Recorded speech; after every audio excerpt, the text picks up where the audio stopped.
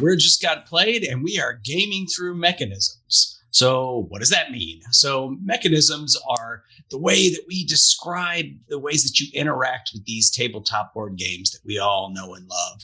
Let's just classify them, talk about games that are similar. So, we just try to put labels on how you interact with these games. And today we're talking specifically about variable player powers. So what are variable player powers? That is the idea that each player at the table has something special that they can do that the other players cannot do. And sometimes this gets lumped in with asymmetric play, but we're sort of excluding asymmetric play here. Asymmetric play almost by its nature is also variable player powers, but we're going to do a separate video on asymmetric play, which is where players have different end goals and stuff like that. So, all right, so we're going to focus on variable player powers, and I am going to turn it over to Erock to be the MC for this video. Well, thank you very much, Stephen. I will be happy to do that. Excellent. Perfect. So I'll tell you what. I'm going to MC this, so I'm going to lead it off. I'm going to tell you right now, I'm going to cheat because I have a feeling my number one is going to come up later. So I'm going to let that one go, and I'm going to talk about a couple other games that are very high on my list. And I am going to start with Terra Mystica, which could also be lumped in with Gaia Project, as they're basically the same game. One's just maybe a little bit more streamlined. I'm going with Terra Mystica because I have yet to actually play Gaia Project. But the idea behind Terra Mystica is there's a map in front of you with all these different kinds of terrains on it. There's basically, 6 different kinds of terrains? Maybe even 7. 8? A lot. Yes. And 7. Each of the different races, which technically there's 2 of them, but they go by colors. Like, for instance, red is both the giants and something else, and brown is the engineers and the gnomes kind of thing. So when you pick your color, you get to pick one of those 2 that you get to play with. But the point is that each one of the races is tied to a very specific type of terrain. And there's a wheel that shows you how close the terrains are to each other. So water and I'm going to go with forest aren't that far away, but water and mountains are pretty far away. And the idea is that as you're developing this land and building these towns and cities, as you expand, you need to terraform the land up to what your type of race uses. So if I'm playing like the water people, they're blue. So I need to change the land to blue before I can build on it and expand on it and stuff like that. Everybody basically is playing for the same thing. We're just playing for points. Every round, the game tells you, this is variable, but the game tells you what you're going to score bonus points on this round. And by the way, I highly recommend going for those, because if you don't, you're probably not going to win the game. Which incidentally is kind of a criticism that I've heard of the game, because it does kind of railroad you as far as it goes, because if you're not going for those things, you're probably not going to win. Though I have played a bit and won where you deviate a little bit, but it's just too many points. You just can't pass up those points. If you're getting points for settlements this round, get your settlements out this round. You're going to get points for it. If you're getting points for fortresses and citadels and stuff, get that out this round, because that's what you're getting points for. And at the end, it makes a big difference. I mean, if you're talking about 2 points here, 3 points there, it adds up. But the point here, and what makes it asymmetrical, is each one of the races has basically one special ability that separates them from the rest. So I might be a little bit better at terraforming than you. You might be a little bit better at making your shipping than me. The next person might be able to get priests better. So it's just these wee little tweaks that change the game for all the different players. At the same time, though, and this is the point of variable player powers, we're playing exactly the same game. I'm still trying to build up and expand and build little towns that become cities, and I get bonuses for that. And meanwhile, everybody else is trying to do the same thing. I think it's a fantastic game. It's been around quite a long time.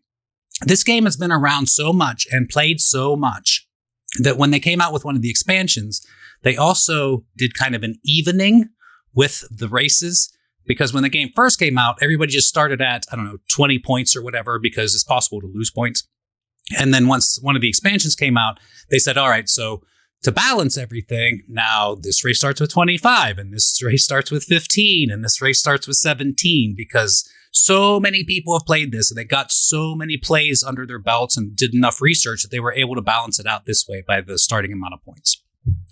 And I feel like if you play that way, it's an incredibly balanced game that has different paths to victory as far as it goes, as far as how you want to go up this tech tree. And basically the way that works also is like it works up a tree. Your first line is settlement, so on your board. So I'll put out, the first thing I can do is put out a settlement. Once I have a settlement out, that's going to upgrade, and that can upgrade into a trading house. And once I have a trading house, then that can upgrade. I can either go up and make a fortress, or I can go right and make a temple, I think. But the point is that when you put these out on the board, what it used to be comes back to your board. And everything underneath it has income that you get as the game goes on. So when I'm putting out settlements, I'm basically going to get workers. But if I replace those settlements with trading houses, now I'm going to get money, and I'm not going to get nearly as many workers. So there's a balancing act that you need to play on your side too, which is making sure that you're getting the income you need to expand by not over expanding yourself to the point where you cut off all the income that you need to expand. And like I said, this is basically the idea of this game. If it sounds interesting, I would highly recommend giving it a try. It's been around a long time. There are a lot of people who can play this with you, teach it to you, and all of that. I've always had a lot of fun playing it. It is not a light game. It gets a little bit heavy as far as trying to figure out all the different things you can do on a turn.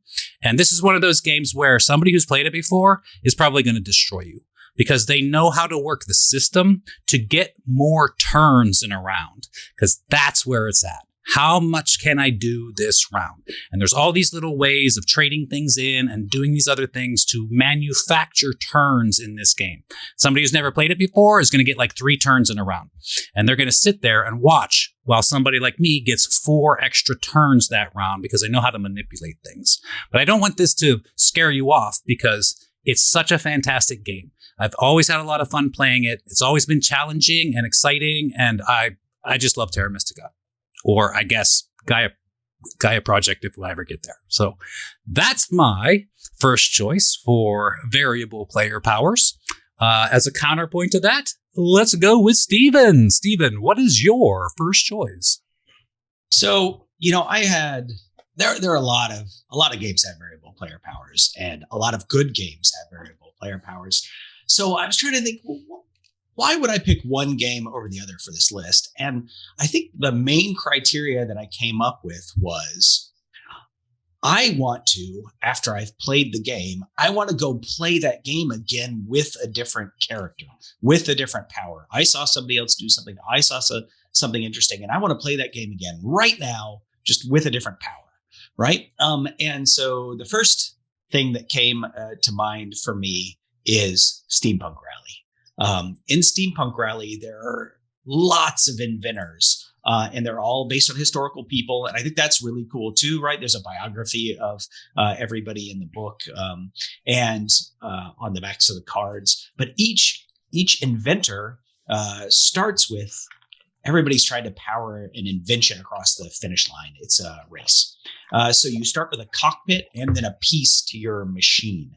And those two things are unique to you, right? What your cockpit does and, what the piece of your machine does. And it really sort of dictates, what are you going to try to do? Because you're going to draft cards. And as you draft cards, you can either add them to your invention, or you can discard them to get resources that you need, like the dice that you need to power your invention, or the cogs to, help you manipulate your dice, or whatever it is. And so, I've played this game a lot of times, and I still haven't gotten through all the inventors because of all the stuff that's there. But it's also nice because, it gives you sort of a direction when you first start. In my play group particularly, there are several people who it's nice to have this open kind of space, like, what direction am I going to go? What am I going to do? But some people like to be given a direction, and there are expansions to some games that do that. But in Steampunk Rally, it's just right out of the box because, well, here's your character and they're good at this. Maybe you should just double down on that.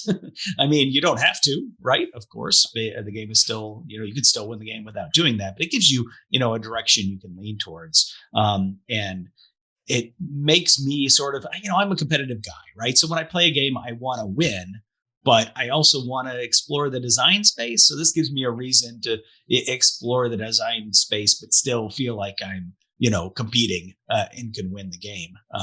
So yeah, Steampunk Rally with all these crazy contraptions and your 2 starting cards for your contraption is what speaks to me first when you said variable player powers.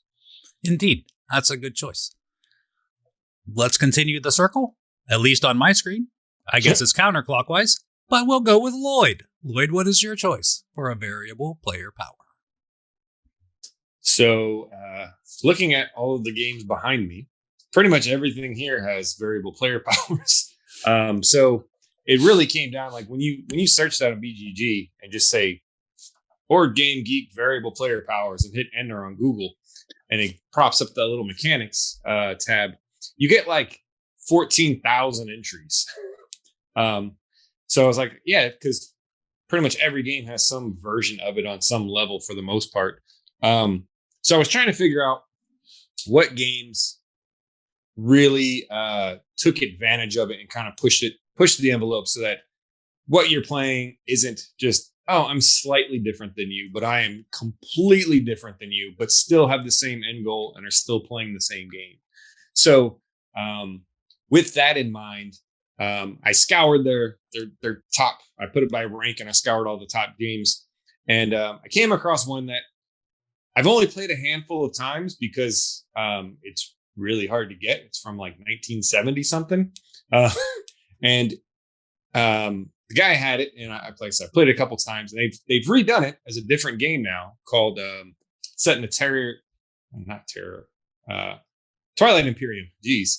It's set in the Twilight Imperium universe, which I forgot what it's called now, but you'll be able to tell me what it is. It escapes me, but I'm going with Dune from, was it like 1979 or something? Rex is the one. Rex, that's it. I knew it was like one word, and it was like all I could think of was Ankh, and I was like, that's not it. So in Dune, if you've seen the movie, you're trying to get the spice. But essentially, what you have is you have a round board. It's like a big thing, and it's broken up in different segments that are different lands. Essentially, a lot of it's just desert, but then there's these little spots, these strongholds that you're trying to take over. And the way the game works, if you're familiar with Dune lore, which I'm not really, I've seen the movies and that's about as far as I've gone. There are 6 different races in the game. I don't know how many there are in the books, probably more, but there's 6 in the game, and each one of them plays the game 100% differently. Their power is very, very unique. So you have like the Freemen, who are native to the planet, they're like Arrakis, and they don't have to pay to deploy their troops. They don't have to, and it's not like they get one thing. Like everybody gets like 8 things that are unique to them. So they don't have to deploy their troops onto the planet. If they get caught in a storm, they can they don't take as much damage. They can ride the worms when the worms attack. And then you have like the Emperor, and basically everyone pays him when they're buying specific when they're bidding for the treachery cards. All the money goes to him. Plus he gets like extra troops that are like higher rank than everyone else. So everyone else gets like 3 and he gets like 10 or something, some crazy number. It's not that high, but he gets like double what everyone else has. And so there's each one of these races plays completely different, but their whole goal at the end of the game is to win the game, is to control. They need to control, was it 3 or 5? I forget the number. I think it depends a lot on. Now I might be getting Rex involved in this, but I think you can form alliances, and that changes the number. You can form alliances, except the Fremen are different. All the other ones, they can form alliances, whatever. The Fremen have a separate win condition, and I'll come back to that when you're done talking, because I got a story for you. So it's the weird thing is and I don't know how much of this is true, but the guy who brought the game, because there were 7 of us, he was playing Game Teacher, and none of us had played before the first time, so he was playing Game Teacher. And he was trying to give everyone like the overview of how their characters work. And I got the Harkonnens, which they get they get the no traitors at the beginning, and they get extra treachery cards and all this stuff. And he's like, now if you do this right, you can win this game on turn 2. And I was like, what? He's like, otherwise, if you don't win on turn 2, this is probably going to be like 3 hours. So of course I didn't win on turn 2. So I don't know if it's even possible, but he's saying like really experienced players can, with the Harkonnens, can win on like turn 2. But essentially you're trying to take over these strongholds, and you do that by sending troops down to the planet and moving them around and basically eradicating other groups in those strongholds. And the way you do that is you have your little troops, and you have little stacks of them, and some of them have numbers on them that represent a different amount. So someone can see that you have three little tokens, but they don't know what numbers are on the tokens. So it's kind of a blind bid whenever they're going into battle. You don't know what the other person has. But on top of that, they have a little wheel that they can say how many of those troops that they're going to put into battle, how many they're willing to risk. And then they can also play like a secret commander card in there that gives them more power. And they can also play like defense cards or attack cards. And that's basically how the combat works. And you just reveal, and then whatever happens, happens. But when I was trying to think of my second game, because I already have my first game, I was trying to find a second game that really like kind of lived up to it. And I haven't played Dune in several years. The guy moved back to like Wisconsin or something. And nobody I know owns Rex or Dune because it's a highly sought after game. Didn't they just reprint it recently? They did. Yeah, they did just reprinted the original Dune. I mean, there's a lot of Dune games now, but that original Dune you're talking about has been reprinted as Dune. And they used there was a fan art that was a kind of a plug and or print and play that was going around for a while, and they used his art in the new version. It's beautiful. So okay. So but yeah, that one, with my memories of it and the handful of plays, and remember like every single player. And that was the weird things. Like the guy had to go around and explain to like everyone, here's your download of how your character is going to play. You're all going to try to do pretty much the same things, but like you're in charge of getting money for this. You're in charge of getting money for that. And you get to look at what everyone's going to buy and write it down. So you know who gets what. So when you go into battle, you know which character has which cards. And the guy who was doing that was really drunk. So he gave up like three turns. He got tired. He's like, I'm not writing all this stuff down. So he completely squandered his power. But so yeah, that was my pick, Dune, just because of how different everyone is. It's not like a slight difference like in Pandemic where it's like, oh, I can get an extra move or I can clear an extra cube. This is like very vast differences of how the different races in the game play. You're absolutely right. And the differences are vast. I mean, just as an example, if you play the Bene Gesserit, you can actually win, not by winning, but by predicting who wins and on what turn. And if that happens, you win, not them. So, plus, Steve, the Freeman story, please. Well, first I'd like to say that with the exception of the Fremen, I have never seen somebody win this game except as an alliance, right? Which makes the game pretty interesting to me. But twice I have seen this happen because I did it once, which was everybody has basically the same goal to either by yourself or in an alliance have control of whatever it is as part of Arrakis. But the Fremen just have to have like 3 areas that they control to win. And people just forget that, right? There'll be a big spice blow and everybody's running after the spice blow. And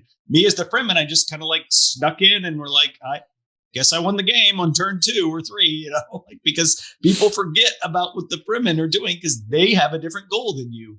And then, and it's funny because I did that to some people and, won the game really quickly. And then, I don't know, a decade later, I'm at Dice Tower Con and I'm playing and my friend Casey does his turn and is like, did I just win the game? And we're all like, crap, we forgot about the Fremen, because he had won the game. So we just played again right after, because normally you sit down like this is going to be 3 hours, but it's not when you forget about the Fremen. So you just play again. But yeah, I love that part of the game. Indeed. An oldie, but a goodie. Moving on to cap off the end of our first round is Jim Jam, JJ, the Grandmaster himself. What is your choice? Sir. It sparkles. I need sparkles when you say that. Yes, it is me.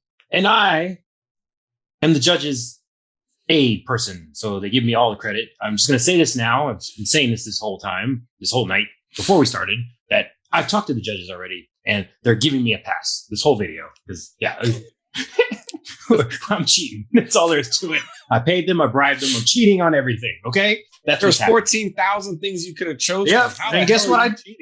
I chose 700 of them. So there you go. I'm covering a wide area because everybody knows Jim Jam loves his asymmetric powers. Okay. So for my first choices, it's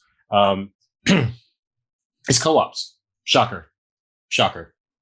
Co-ops. Wow. Yeah. If somebody wants to play a co-op, I need to know if there's asymmetric player powers. Otherwise, I'm out. That's it. So pretty much all co-ops. As long as it's got an asymmetric player power, then I'm probably going to be in. There's a bunch of them. Everybody knows this. The whole mechanism, co-ops. But as long as it got an asymmetric player power, I like it. And specifically, I'm going to talk about anything that has a Cthulhu background. That's my favorite. This is going to be a long video. This is going to be a long video tonight because we're going to go through all the Cthulhu co-op ever.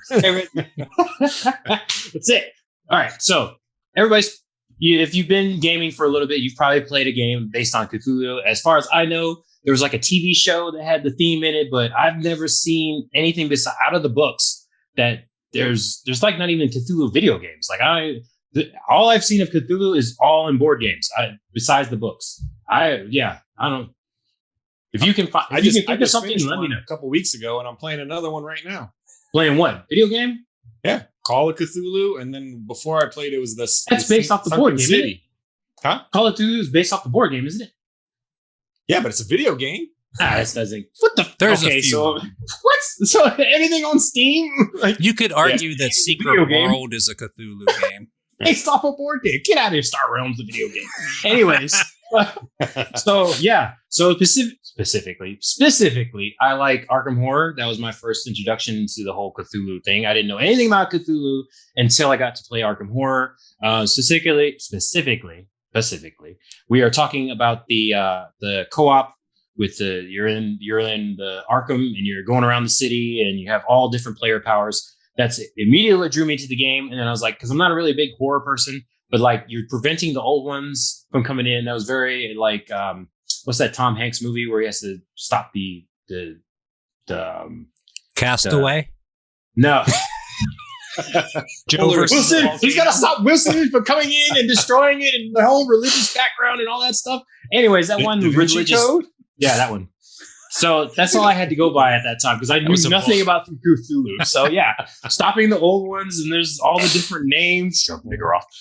But then there's like all the different powers that they have, and then you got to prevent the cultists. It's very movie-like to me, and any kind of like horror type movie, that's what I like. You know, very much like Mummy with Brendan Fraser, that type of thing. You're stopping the people from coming in and destroying. And then I realized like there's a bunch of different old ones or whatever, and you're trying to stop them. So that game, and then you had Eldritch Horror, which is like Arkham Horror Light, and you have the card game and anything, and then you have like Pandemic Cthulhu, which is all great. So I know it's not like a huge power because it's, you know, kind of just co-op-y, so everybody's got a little bit slight different, but I like that there's like 20 different investigators from all the different ranges, and it's like, oh, this is amazing. I could play this over and over again. So, you know, 6-hour game. I played it a couple times. We, you know, never really won because we kind of gave up. Everybody got tired. But I still want to play all the different powers. I have Eldritch Horror over here somewhere and haven't really gotten to play that very much because, you know, it takes 6 hours to play just like the other ones. But yeah, all the different ones. And then also we talked about previously in another video, Fate of the Elder Gods. That time you're playing as the cultist, trying to bring the old. Yeah, that had all the different old ones in there. I didn't even realize all the different ones and what they did and everything. So yeah, anything co-op-y, asymmetric player powers, Cthulhu, I'm in.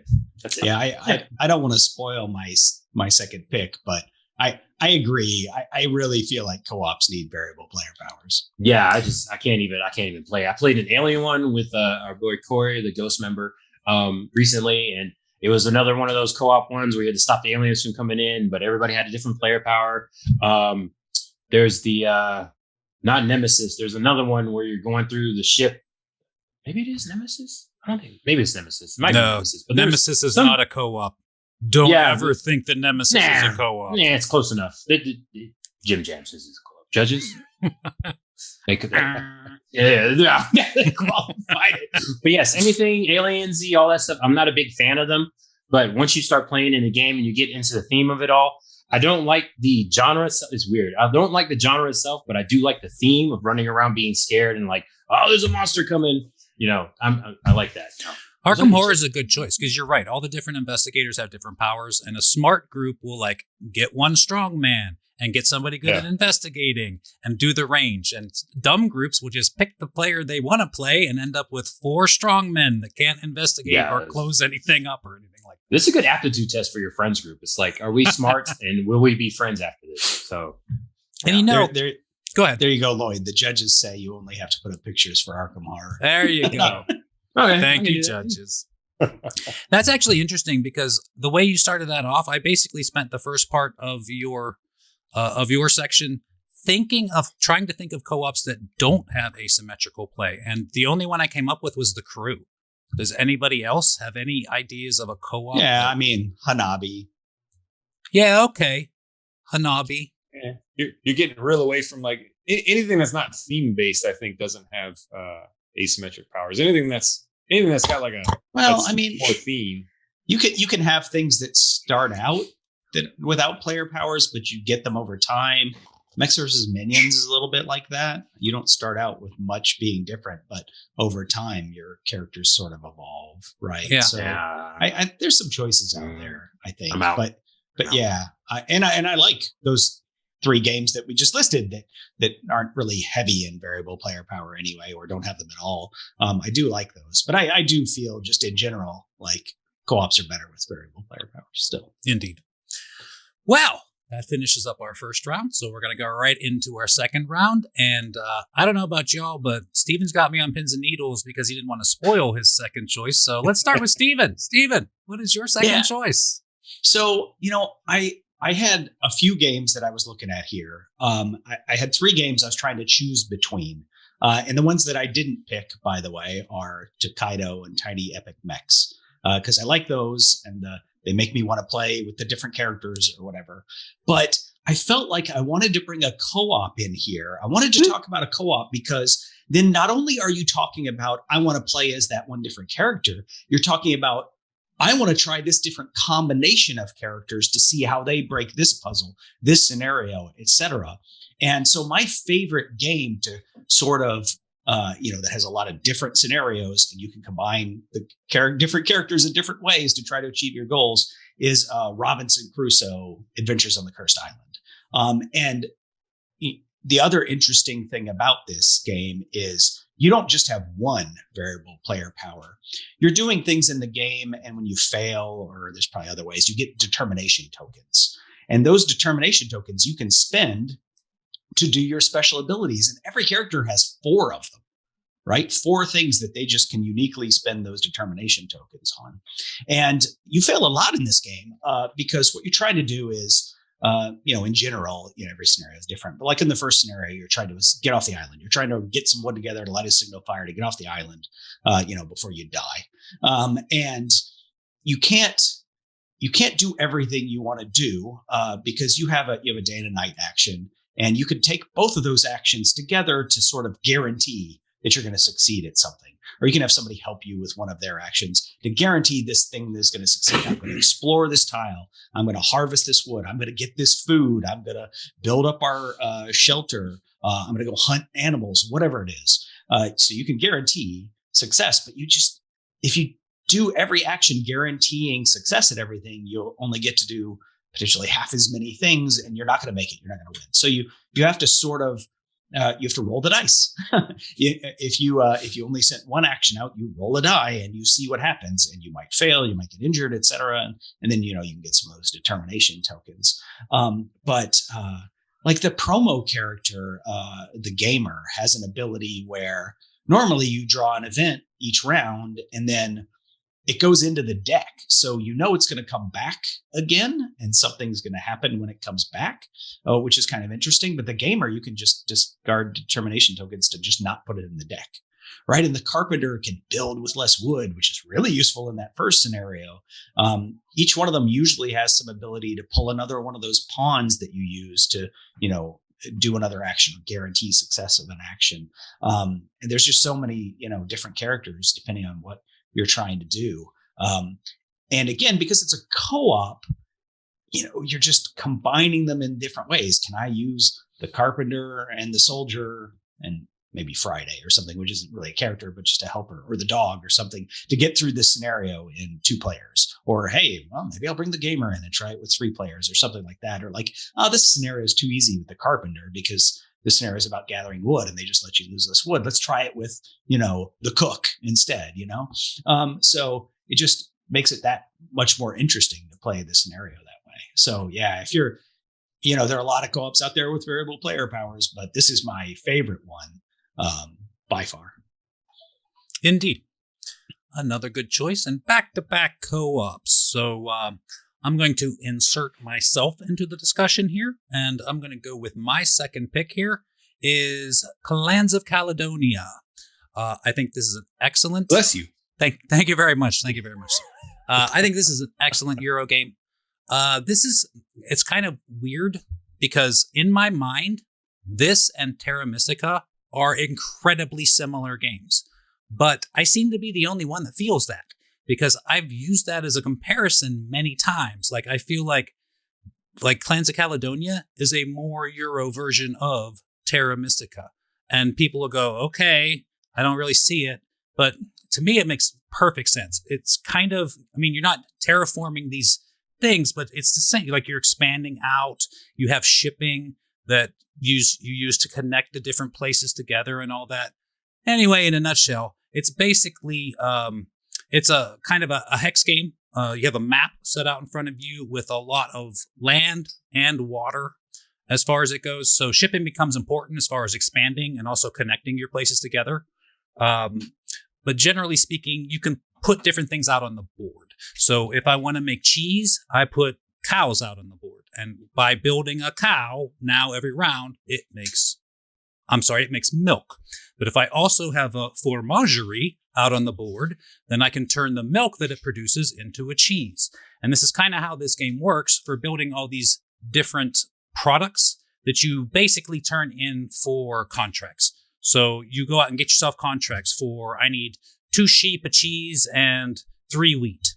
And I either have to figure out how to grow that and process all that myself, or I can go to the market and potentially buy and sell things to get these things going on.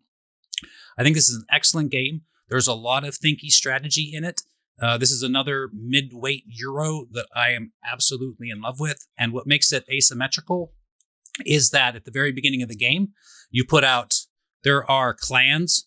I think this is a Scottish game as far as, not made in Scotland, but it's about Scottish kind of thing. So you have all these different clans and you put out X+1. So if there's a 3-player game, you put out 4 clans. If there's a 4-player game, you put out 5 clans. And then in whatever order it tells you to, everybody chooses one of the clans, right? And the clans give everybody a special power. Like one clan might allow you to sell milk as soon as you make it. And that's kind of huge because if you just make a bunch of milk at the end of the turn, you immediately sell them and you get a bunch of money. And money makes this game go round. Or maybe I have the fisherman clan. And the fisherman clan are the only ones that can actually move on the water. And they can kind of move around on the board, on the water, and they can expand their territory that way. And that's completely different than selling milk. Or maybe I'm the whiskey clan, and I get to sell whiskey for, and make some money that way. But other than that, the game plays exactly the same for everybody. You're just trying to expand your network, get as much things as you can on the board as you possibly can. Just like Terra Mystica, every round there's a bonus, which is variable and changes. This round, if you build, cows, you get a bonus. I don't think it's that simple, actually. I think it's more like this round, you get points for however many things you have on the edge of the board.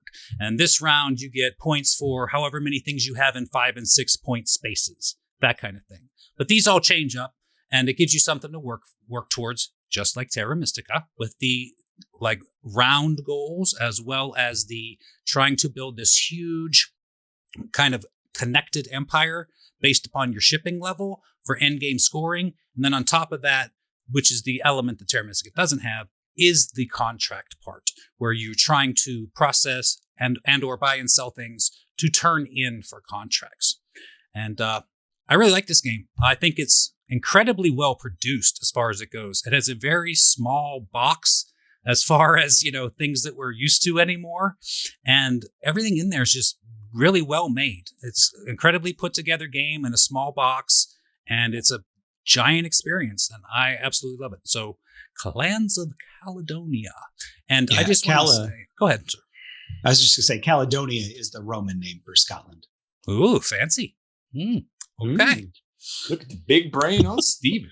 Yeah, I would also say that if your cow is making cheese, somebody better have a variable player power of veterinary.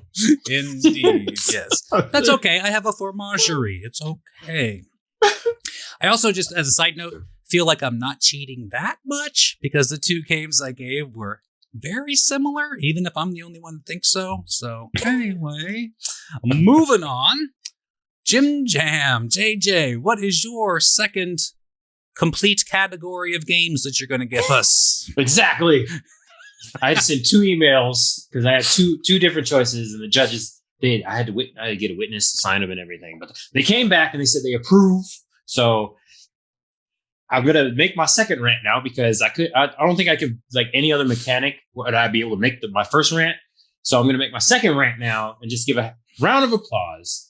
Just a big old round of applause to all the geek people out there that went ahead and, did their little thing and make anything based off a comic book. So we're talking about DC Deck Builder, Power Rangers. Well, that's only like 2 or 3 games, right? Transformers, Marvel Champions is over here somewhere. Thanos Rising, Thanos the Gauntlet one with Love Letter all mixed in there. Because they all have variable player powers? They have all variable player powers. I don't know about the Gauntlet, the Love Letter one, maybe. But anyways, Thanos Rising has all player powers. Asymmetric gameplay. That too, sure, whatever. Yeah. What was I saying? How's it? Wait. Okay, we'll get into the asymmetric comic gameplay. books. Yeah, variable. Yeah, I know what I was talking about. I was like, how's that? Had to think about that one though. But anyways, so all the geeky properties out there where they base their variable player powers on a already established character. I just love it when it gets in there and you read a power and it's like, oh yeah, I'm playing as Superman. Why would I not be able to just run up and punch people in the face every time there's a superpower out? Or if I'm playing Iron Man, hey, I got to get all my armor pieces and I get in my Iron Man suit. So any game where you do that, then you have variable player powers and it's based off a geek property that's already established. I don't know if you guys have seen the Power Rangers unboxings, but I'm very particular with all those because that is something I grew up with as a kid, and everything in the base set that I've played so far, played through all the villains and going to play through all the Power Rangers at some point. All their powers, they have all their signature weapons and everything. It's very thematic with the game. And it's like, of course, Rita would be able to do that.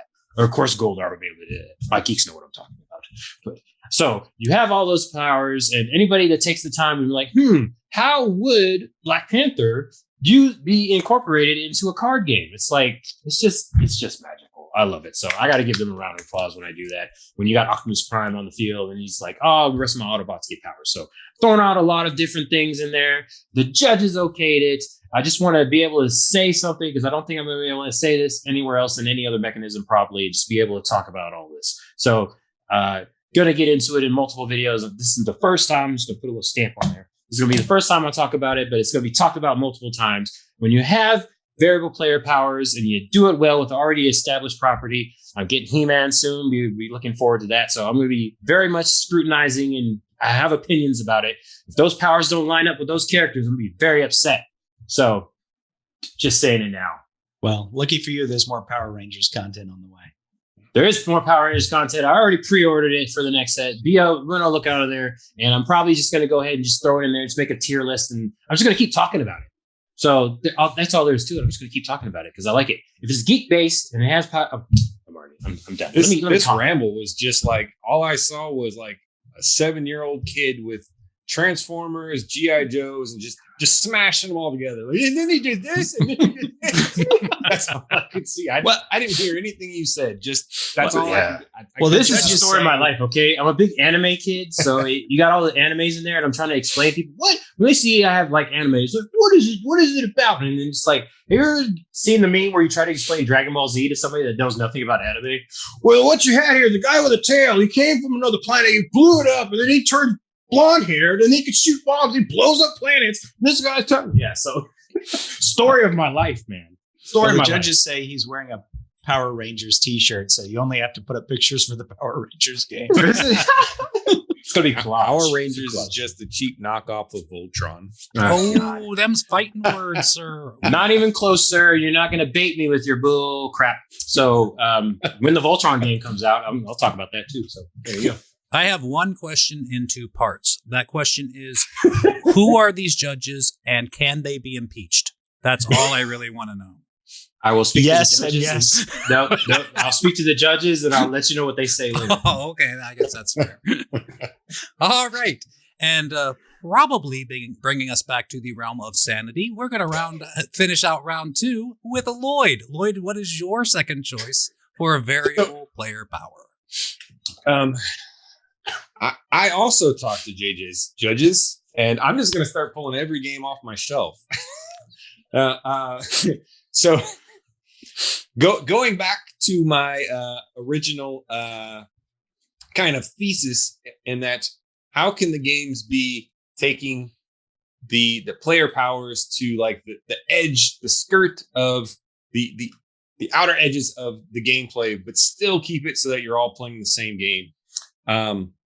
So I was trying to stay away from stuff like the Gloomhavens, the dungeon crawlers, the stuff where like we're not the same thing, but I'm my own character where I have my own set of stuff. So, anything that's like D&D high fantasy stuff where it's like, yeah, I got this deck of stuff and I'm doing my own thing. We're playing the same game. Those are like, I think, kind of pushing the boundaries. So I tried to stay away from there and rein it in. And basically, I'm going to go with a new favorite. I thought I was going to come in here and talk about, like I said, anything else that's on my game shelves. But after having played Spirit Island, the new one, to give a review for the channel, and playing lots of the free version of Spirit Island on my phone because I didn't want to pay for it. So you can only play like 7 rounds or something before it's like, hey, if you want to keep playing, if you're enjoying this, please, give us some money. And I'm just like, I don't know. So, and I played the base game a couple times. I'm just gonna say Spirit Island as a whole, because that is, I think it does similar to what Dune does, but in a co-op nature. We're all playing the same game. We're all spirits. We're trying to get rid of evil colonists, invaders that are, coming around trying to take over our island and build their cities. And, in a lot of games, you are the colonizers trying to like take over the land. And this is like doing the opposite. You're trying to stop that from happening. So in my mind, it's like, yeah, I'm these cool spirits fighting all these damn Euro players coming in, all these Puerto Rico players trying to come in and take the island over. So the way the game works, you're a spirit, and your player board. If you've seen my unboxing or seen the review or played the game, your board. Everything on your board is different than what everyone else has. It looks the same at first glance, but everything on there is completely unique to you. So you have like different phases of the game. So you have like the grow phase where you get to put your presents out and stuff. And everyone's is a little bit different. There's like 3 actions you can take, but they're all slightly different. So like I might be able to get a new power card and put a presents out, or my second one might be able to put 2 presents out in 2 different places. And my third one might be to just pick up my cards and get a new power. And then the next player over might have something similar, but slightly different. They can, do similar things, but in a different order. And then like your next thing, you have like your power track and your card track. And those are all completely different too. Every time you put one of your presence discs out, you choose whether you want to go with card play or energy. What do you want to go towards? And that track is different for everyone. Certain characters start out being able to play more cards, and their track doesn't let them play more cards right away, but it gives them extra like elemental symbols so that they can get their bonuses for having those symbols match up when they play their cards. And then they all have their own innate powers. So it's like, I can do this when this happens. Every time it happens, no matter who does it. If this thing triggers, I get to take this action. And I get to take it multiple times. If it happens 5 times on the same turn, I get to do that same thing. So if you do something, and it could help me, and then if I do something, it can help you, and we can like rebound these powers back and forth. And then they also have their own section at the bottom where, again, the cards all have these little symbols. I think there's like 8 different elements in the game. And when you play your cards, those symbols kind of match up with stuff on the bottom. So like the fire guy's obviously looking for like fire symbols mostly, and rock symbols, and that's going to trigger his powers down at the bottom. And everyone kind of has a slightly different way that they approach how the game is going to play. My character might be really good at generating fear, so I'm going to lean heavily in towards the fear because that's what I'm good at. So I'm going to look for other cards and other powers to generate more fear. Whereas the other person might be really good at moving the local native people, the Dahan, around the board. So they're going to lean into that power more. So you're all playing the same game with the same goal, but how you approach the actual game is going to differ wildly based on which character you choose, because none of them really play the same way. And they all, even if they do have similar powers, they do them in different ways. Like one might rely on water spaces while the other one relies on forest spaces. So it changes up where you're going to do stuff on the board. So it's become one of my new favorites. The fact that there's a $30 version, I don't have to spend $70 to get it. And yeah, I've already played 2 or 3 games of it by myself just to figure out how the spirits work. And I might be bumping up to like one of the bigger base games or expansions later on, just because I really like it. It is super heavy. Like it's really heavy. You would probably like it. You're right. If you haven't I've played, it. Yes. I haven't played enough that I feel like I can give an honest opinion about, because I've never played with anybody else. I've played the app a bit, but yeah. I think that this is another great example of what Steven was talking about, where this game, it's really about, how can I pair up these different spirits for these different effects and get them to combo off each other? Like this is one of those games where they are so vastly different that the two you get together, you and your buddy, or you playing 2, or however you do it, they might not work that well together, but you're like, but I think this one will work really well with that one. So let me try that again and see how they combo off each other. So that's a great example of that, and a very good game. So that is my pick. That is one of my new favorites. Excellent. So that finishes up our second round, and all that we have left at this point is to tell you what you have chosen. Steven, why don't you break us in? I have got to say, the people knocked it out of the park with both of their choices. I mean, we listed good games, but the people really took variable player powers to heart. I mean, this first game is absolutely everything you do, your entire identity, all your actions, everything is completely wrapped up in your player power. And their second choice, every player has a player power that just breaks the game. So these are just 2 excellent picks. And I will throw it back over to you, Erock, to talk about the one that was far and away the most voted for pick, which was Cosmic Encounter. Cosmic Encounter. Absolutely. This is an easy pick for this. It made my short list for sure, but this is another one I figured we're going to talk about this one anyway. If you've never played Cosmic Encounter, or if you've never heard me talk about it, I'm telling you right now, I hated this game. I hated it. The first 3 to 5 times I played it. And then somewhere in there, it just kind of stuck. And I kind of got it. Because it's not a serious game. You know what I'm saying? Like, that's kind of my thing, is I want this heavy experience where I can really think things through on different levels and pre-plan all this stuff. That is not this game. In this game, like Steven said, like at the very beginning of the game, you basically get handed 2 completely different aliens that have completely different powers, and you choose one of them, and that's going to be you for the rest of the game. And it is incredibly, incredibly different from everything else going on. This is by far one of the strengths of this game, and I'm sure it's why it has its staying power. Pretty sure we talked about this in what, our 70s Gaming Through Time one? Like, it's been around a long time. 77, I think. Yeah, right? But the staying power is amazing just because it is so much fun to play this game. You just have to go in there knowing this is going to be an incredibly chaotic experience, and it's going to be glorious.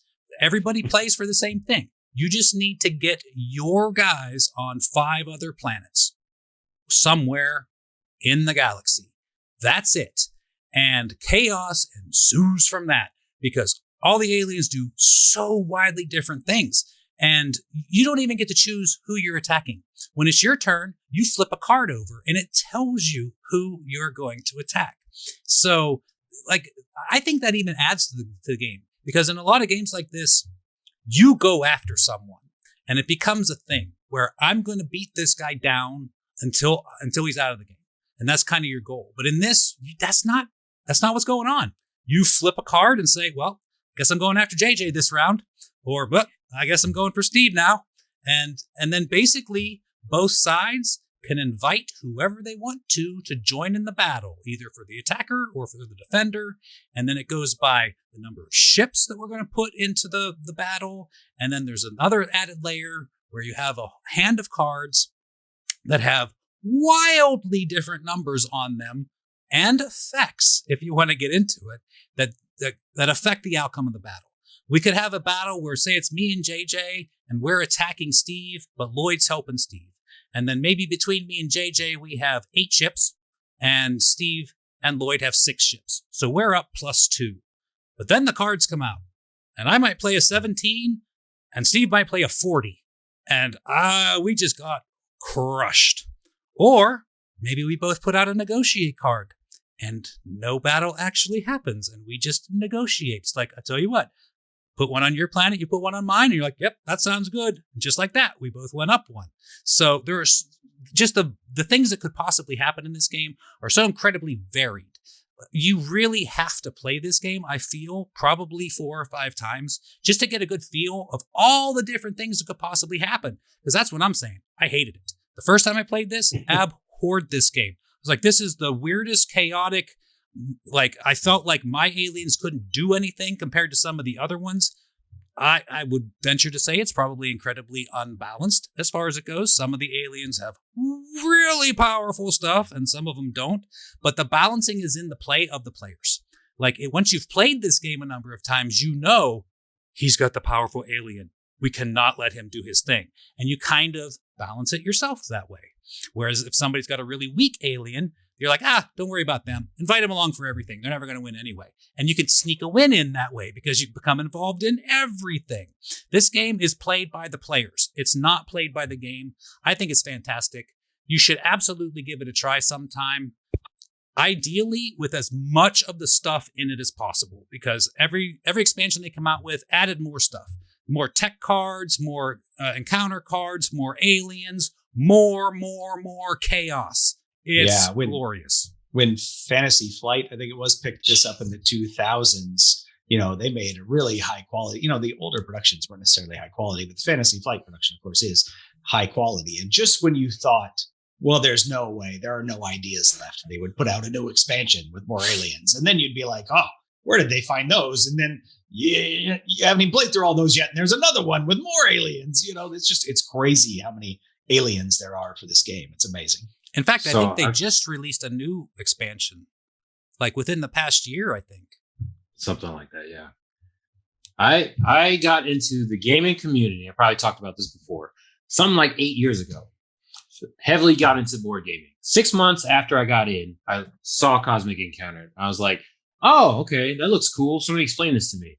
And then I had to leave. I didn't get to play. Oh. Have not played it in 7.5 years. I've seen it. It's my white whale. I see it played all the time and just have not gotten into a game. Still have not played it. So every time you say, you should really play, stabbing me. You're stabbing me in the heart. Every time you do that, I still have not played it. Want to play this game. Erock will bring it to Just Got Played Game Day. No, I don't have it. Yeah. I You don't have it? Nope. I've I always don't have played it other anymore people's either. copies. I don't have it. I used I to don't have have it with all the expansion. What, Lloyd? I don't have my old Avalon Hill copy either. It was only Oh. 4-player. Yeah, He skips away from me again. I had an Right. original one too. At one point, I gave it away. One Moby of Dick. us has to My have Moby Dick. it somewhere. It's just going to be my Moby Dick. I'm going to be out there sailing around with it. All right. So that was the people's far and away first choice. What is the people's second choice? So it was. This one was a lot closer. In fact, I think maybe on the Facebook poll, Terraforming Mars is ahead. But when I factor in the votes on Discord, the choice is the Voyages of Marco Polo. So Voyages of Marco Polo is it's really a dice placement game, right? You have some dice and you roll them, and there are different spots on the board that you can put them, and so you can get resources, or you can move your caravan or whatever to set up trading posts along the paths, or you can go get contracts. Writing contracts is usually how you get points, where most of your points come from. Some come from those trading posts. And the dice that you put out, the number that you put out, it matters not only in what you're getting, but how it affects what other people can place in different places. Just in and of itself, without the variable player powers, I think Marco Polo would be an interesting game with everything that's going on the board and the interaction between the players and etc. But then everybody has a game-breaking power. So I talked about the trading posts. You move along the trading posts, and the further you go, get more and more points. One player just starts all the way at the end and just gets the points for the furthest one, and then can work way back, getting the high value ones first. Another player, every time you go get something in the market, they get something too. Just anytime anybody gets anything in the market, they get something too. Another player gets to doesn't have to roll their dice, just puts them at whatever face they want every round in a dice placement game. Like, how does that work? So everybody has got, I can't think of another game that has more individually broken powers for everybody, yet still works. Steve, I agree 100%. Yeah. It took us so do I. 45 minutes to get there, but this was my number one and obvious choice. Absolutely, Marco Polo. This is the epitome of this for me, because you're exactly right. Everybody has game-breaking things. It's one of those games where you're like, wow, my power's awesome. Wow, his power's awesome. Wow, her power's awesome. Like, everybody's power is just so over the top fantastic. You want to play with every one of the individual characters and experience that gameplay. Absolutely. Yeah. Voyages of Marco Polo. If you look up variable player powers in the dictionary, it should just have the cover of this game box. Come on. I agree. Yeah. And you're right. The people knocked it out of the park. First and second choices are fantastic. Both of them. Yeah. Anybody have some parting comments? I agree with it. Thank you. Thank you very much. There's a sequel to Marco Polo 2, but I don't really know much about it. Yeah, I've heard it's a little bit easier as far as it goes, but it's basically this is just rumors that I'm talking about. I've heard it's a little bit easier, but basically the same. And I was like, well, if it's basically the same, I'll just keep the one I have. Why am I going to bother? Yeah, why would you even do that? It doesn't make any sense. I will have to. I'm going to give a shout out to Tiff.